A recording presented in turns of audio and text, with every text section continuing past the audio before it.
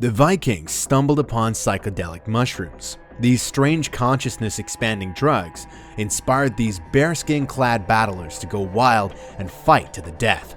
The use of hallucinogenic substances to achieve a heightened perception dates back tens of thousands of years. It's safe to say that humans like us dearly love to try new things out.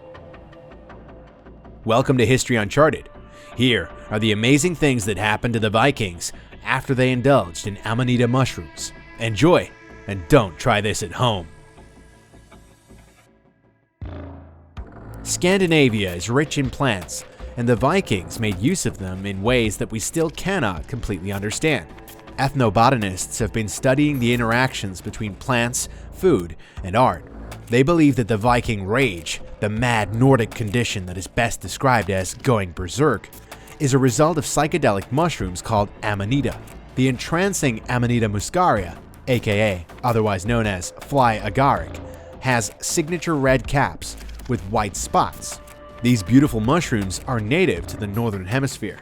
They've been depicted in Viking art, including the Lewis chessmen. Berserkers got their mushrooms from Scandic and non-Scandic regions. They were traded easily. Muscimol is the psychoactive ingredient in Amanita muscaria. The neurotoxins in these mushrooms impact the brain's glutamate receptors, causing drunken states, hallucinations, drooling, twitching, and hypothermia. They also cause rage. The berserkers, the wild bear shirts, entered ritualistic rage and self-induced hysteria. Their teeth would chatter and their bodies would shiver. Their faces would swell up and even change color. They would experience hot-headedness and a great rage. It doesn't sound very pleasant, does it? What's wrong with a nice cup of tea instead? Most of our knowledge of the Vikings comes from television, films, and the Fire Festival in the Shetland Islands of Scotland. So we are left with a distorted view of Viking culture. Everyone still believes that Vikings were men with long beards that wore helmets with horns or wings, raided villages, and destroyed their enemies. But they had a structured society where everyone had an important role to play. People were either fishermen, farmers, local rulers, jarls, or guards, huskarls. There were also groups of warriors called berserkers. The berserkers wore hollowed-out bear head pelts during battle. It's recently been discovered that women were also permitted to be warriors and did in fact fight in battles and indulged in mushrooms just as much as men. No surprise there. The Vikings chewed on dry psychedelic mushrooms before going into battle. Once they entered their habitual state of intense rage, the berserkers were ready for battle. They would howl like wild animals and bite the edge of their shields. The 9th century poet Thorbjorn Hornklofi wrote this: "The berserkers howled, and the gods were in their minds. This wild pack of enraged and howling Viking warriors would cut down anything in their way without discriminating between friend or foe. Their enemies feared them more than anything else. They were total barbarians during battle." During attacks, berserkers would capture all the local villagers and children and execute them all. Men were beheaded, and their decapitated bodies would be displayed in the streets. The berserkers had no mercy to their victims. They were regarded as warriors of superhuman strength. So, did the Amanita muscaria grant the Vikings superhuman strength? Were the berserkers the incredible hulks of their time? Some historians believe that the rage was merely caused by PTSD, post-traumatic stress disorder, from years of exposure to extreme violence. Other historians believe that nothing other than magic mushrooms caused that incredible rage. The mushroom itself gave them a frenzied effect and numbed their pain. In other words, injuries wouldn't hurt as much. So if you're not afraid of getting hurt, or if you don't feel any pain when you're hurt, why should a battle be so terrifying? That's exactly how the Vikings felt. Nothing, just stoned. Ulf Edar. The Ulf Edar were a shamanistic class of warriors. The word means wolf hide. The Ulf Edar were elite and secretive about their operations. One could not simply choose to be Ulf Edar. One had to be chosen. Then you would learn new fighting techniques from an older Ulf Edin. Ulf Edar and berserkers were different because berserkers served a jarl or chieftain. The Ulf Edar also painted their bodies black to show that they were different. They didn't wear shirts and didn't have shields or much armor at all. Berserkers, on the other hand, had the freedom to choose whether they wanted to wear a tunic or not. They fought with axes and shields. In the 9th century AD, Ulf Edar and berserkers fought together in battle to unify Norway. The Ulf Edar were prolific drug users. They participated in shamanistic forest rituals, consuming mind-altering substances during their rituals. They specifically used the Amanita muscaria, fly agaric, and the Amanita pantherine, panther cap. After ingesting these mushrooms, they would take around an hour to start working. People would experience synesthesia, euphoria, and out-of-body trips.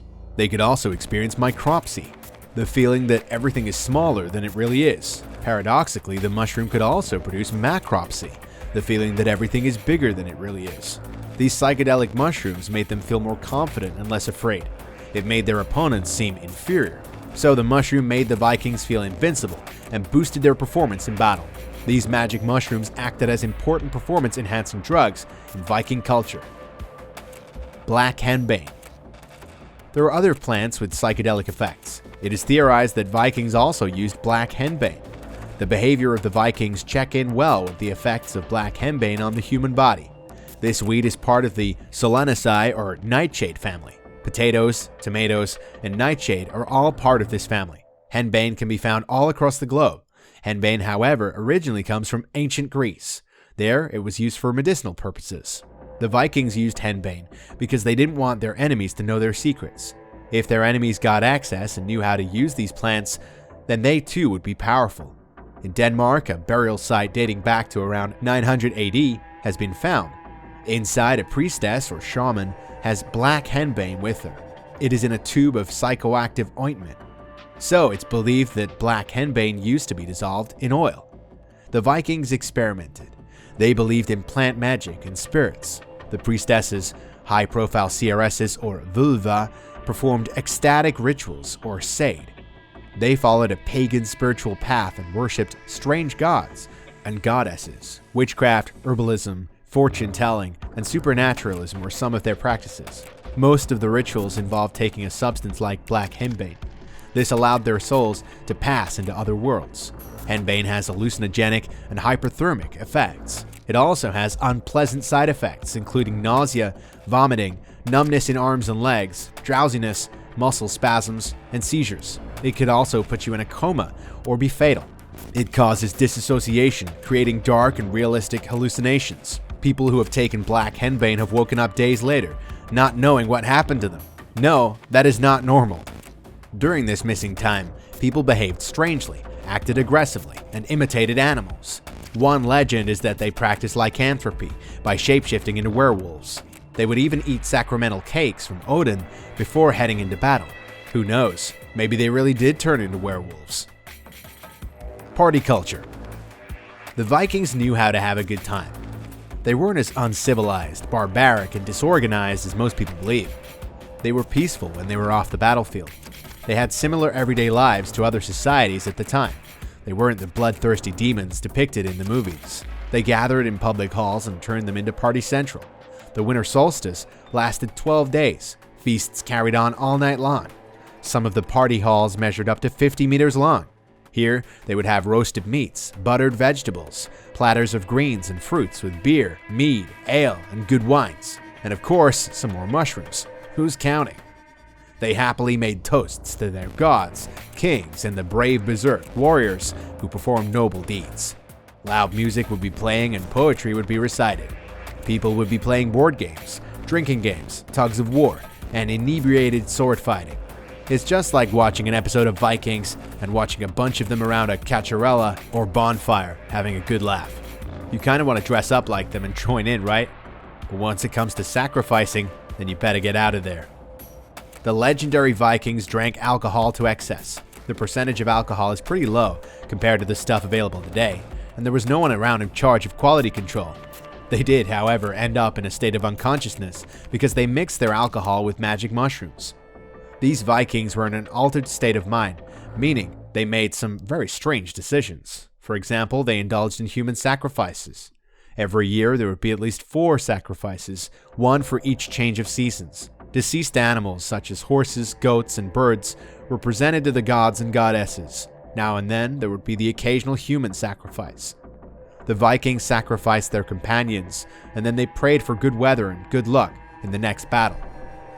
The Vikings were a vast, expanding culture that spread out on the edges of Europe. They shared their culture with every coastal town they came across. How much do we really know about the Vikings? First of all, none of us were around in the Middle Ages, so there isn't that much documentation or direct evidence that the Vikings were crazy and intoxicated all the time. They were also skilled farmers and fishermen, but it's evident that they used strange mushrooms, drank large quantities of alcohol, did wear bearskins during battle, and did have a fairly consistent reputation for cutting their enemies into tiny little pieces, assaulting the women and not sparing the kiddies. So yeah, mostly their reputation is true.